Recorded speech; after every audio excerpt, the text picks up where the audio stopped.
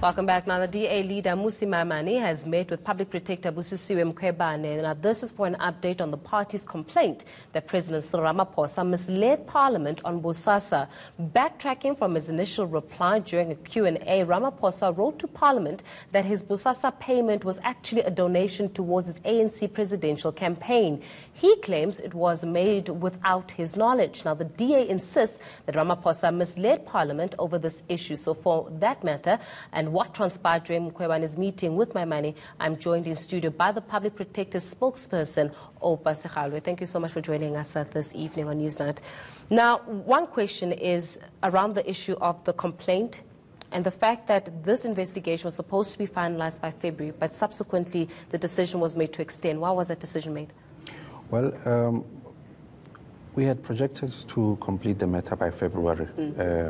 But as you investigate, you find new leads and they need to be verified and so forth. And then we soon realized that this is not a matter we can finalize within such a short period of time.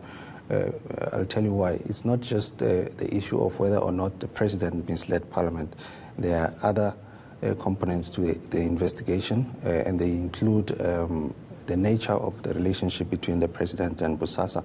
Is it true that that relationship runs deeper than what one thought? I mean, these are allegations that actually it's the relationship between Bosasa as well as the Ramaphosas may have been much more ingrained than what we are made to believe. Is that true? Well, I can't comment on that because the investigation is still underway.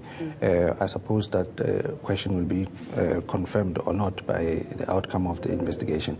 But beyond the issue of the relationship, there's also an allegation that there may have been an issue of conflict between the president's official duties and his personal interests.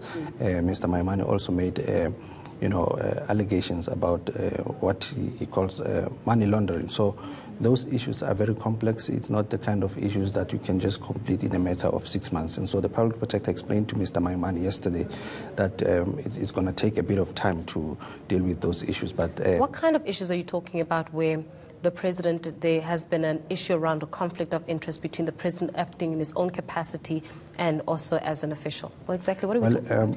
According to the complaint from Mr. Maimane, the president's relationship with Bosasa is questionable, according to Mr. Maimane. But then you have the issue of the president's son doing business with the same company as well. And those are the issues that, in Mr. Maimane's view, ought to be investigated. And according to your findings so far, and I do not expect that that investigation has concluded, but according to what you've been managing to get in terms of information, is that true? Are those allegations substantiated that indeed the relationship between President Cyril Ramaphosa as well as Bosasa, there are a lot of issues around there as well as his son? At this stage, we cannot make those kind of pronouncements. We should just allow the investigation to proceed. And at the tail end of the process, the Public Protector will be in a position to indicate to the nation what exactly were her findings in that regard. And exactly how long is this investigation expected to last for? Because, I mean, it was February. We're seeing ourselves in April now. How much time does the Public Protector need in order to have the relevant findings, make the recommendations, and conclude this investigation? It's difficult to be specific in terms of timeframes, but all that we can say is that we have covered a lot of ground. The Public Protector met with the President, subsequently received a statement from the President. She has met with other people from Bosasa, like Mr. Governor Watson. She has also received affidavits from some of the people involved. She continues to gather more information. She is just in the process of subpoenaing some documents, including bank statements. So as soon as we have received all of those documents and analyzed them, we will be in a position to start wrapping up the investigation. From a premise of the Public Protector, and I mean, you're the spokesperson for the Public Protector, but on that premise and looking at where the investigations are going, could South Africans be finding themselves being at the forefront of damning findings around where the money went and issues around, you mentioned issues around money laundering. In other words, are we in for a shock of our lives as a result of those revelations that are going to be tabled by the Public Protector?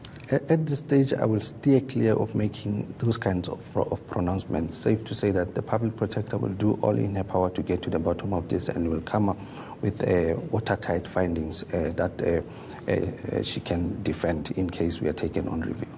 Well, thanks a lot for joining us there, Open, shedding some light in terms of that meeting that took place between the Public Protector as well as Mmusi Maimane, that is Democratic Alliance leader. Now, a new